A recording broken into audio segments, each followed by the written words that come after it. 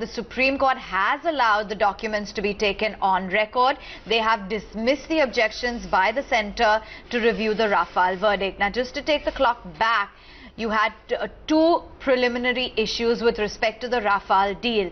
The fact that they had alleged that the admissibility of stolen Rafale documents as evidence and the claim of privilege raised by the government. Let's take it across to Abhimanyu Sharma. He joins in with the latest details. And Abhimanyu, clearly the Supreme Court saying that now these documents can be used and the leaked documents will be admissible. Well, exactly, and the Apex Court has relied on its previous judgment in the 2G and coal cases in which the court had taken even diary entries on record. The Apex Court, in course of hearing, had also observed that there is even a DOPT circular which claims that even file notings can be used as evidence. It has brushed aside the objections raised by the centre as far as seeking permission for taking any documents on record is concerned.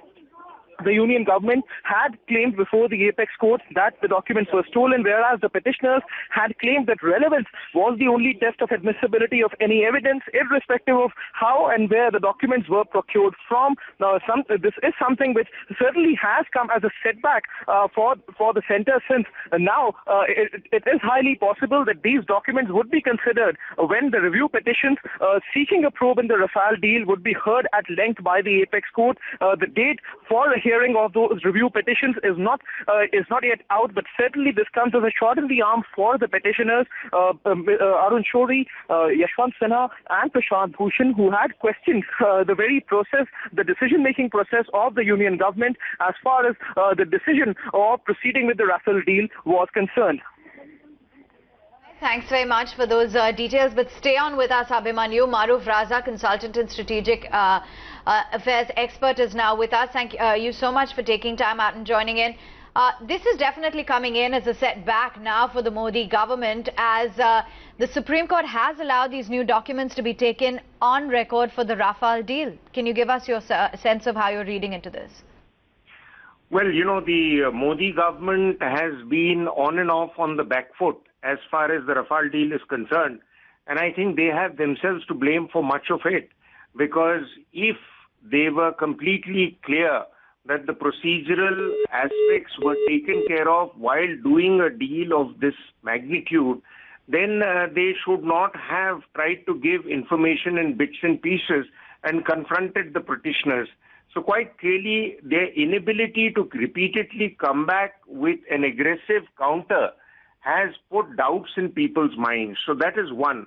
The second aspect is that while the Honorable Court has made the decision in all correctness about wanting to look at every document that is available in the public domain now, whether it is stolen or otherwise, the central point is that at this stage, at the late stage in the election, I think the Congress party leadership has more or less run out of steam with their anti-Modi Rafale campaign, because much of the opposition coalition is not entirely on board with them on the subject. Some are not. Whereas the Modi government has been wanting to shift the focus on another bigger national security agenda, which is how they dealt with Pakistan. So I think it's close quarters now with voting just round the corner from tomorrow onwards, that whether this decision of the Honorable Courts will really trickle down to the people and affect their approach to how they decide to vote.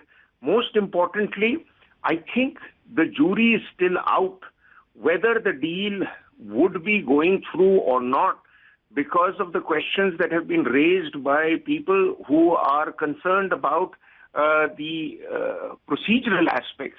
But nobody has questioned the quality of the aircraft and the fact that the aircraft is much needed by the Air Force if we are going to avoid ourselves an embarrassment like we did by using MiG-21s against F-16s. And the world was quite shocked that we claimed to be aspiring for a great power status, but we use vintage military equipment. And part of the problem is whenever a deal goes through for the armed forces, you have people who come up with nitpicking and start asking various procedural questions and delayed. Please remember, this deal itself has taken almost 18 years or more to fructify if the aircrafts land here as scheduled in September. Raza, allow me to come in here. Satish Manshinde, criminal lawyer as well, is joining in, and we have Abhijit Iyer Mitra, Senior Fellow of Institute of Peace and Conflict Studies, joining in, as well as Mr. H.P. Ranina. Thank you all for joining in. Mr. Ranina, going to come to you. I'm just going to take off from a point that Mr. Raza brought about with respect to this verdict, and he's saying that, you know, in a large part, the government had a big role to play in leading up to this situation because there was any inability to come back with any counter arguments, and that really put a doubt in the court's mind. Would you concur?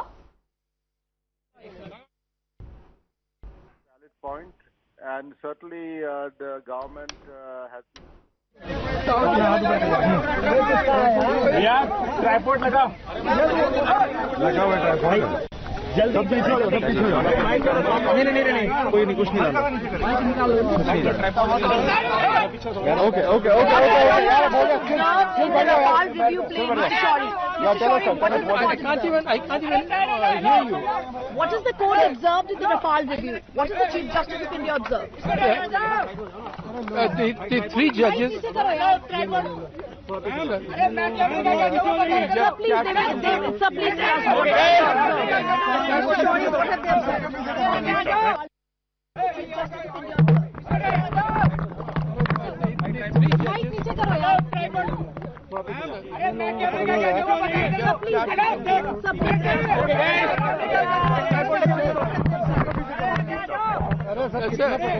three judges.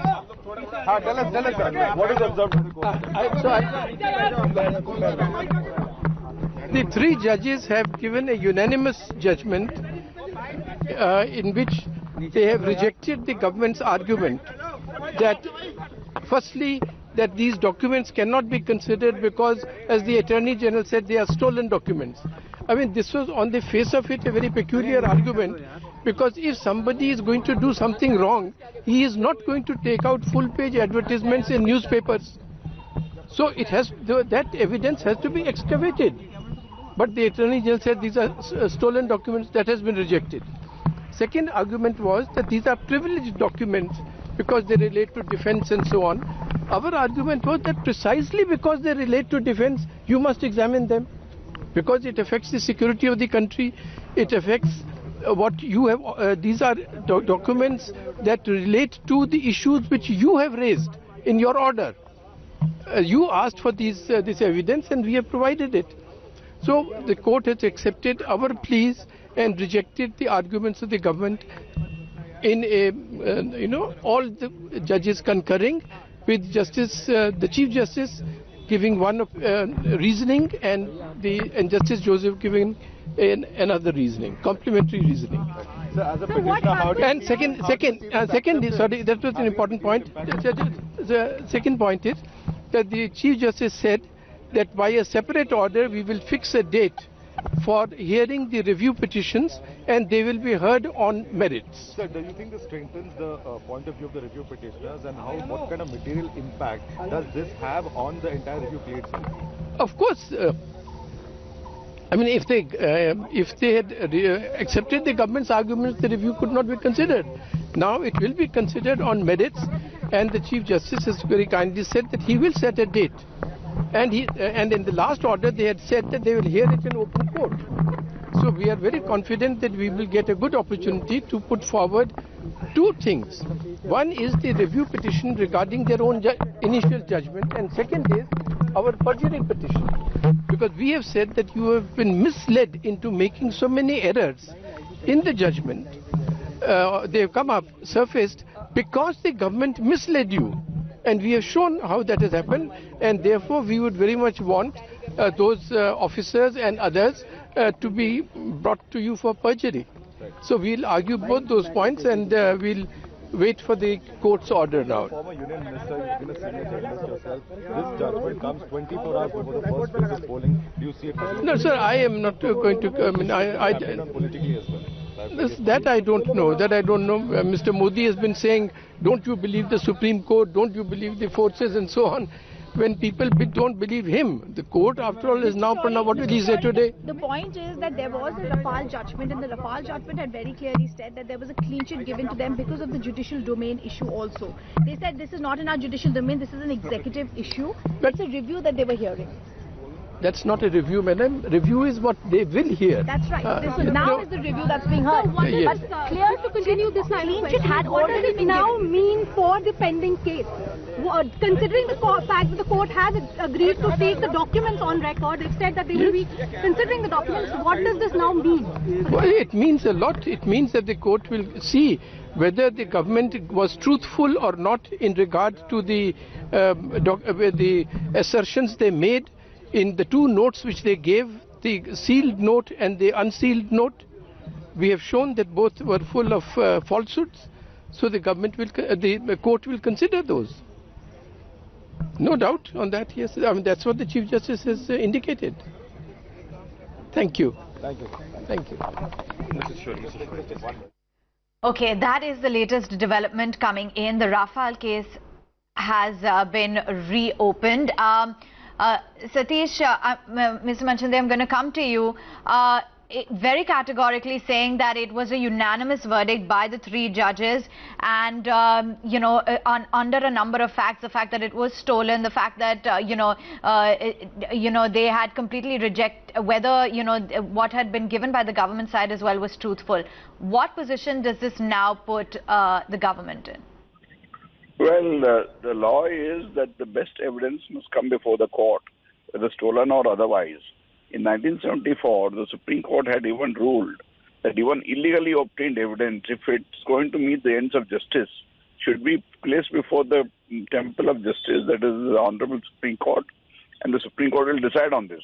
Now, with the reopening of this case, and if at all we consider that the government was very concerned about these documents coming before the court, obviously the entire case, which will be reopened in a public hearing. Normally review petitions are heard in chambers, but if the Honorable Supreme Court has decided to hear it in the open and give a public hearing, obviously the court has considered that this is a very relevant factor and it is going to open a Pandora's box, and I think the government is definitely going to be on its back foot.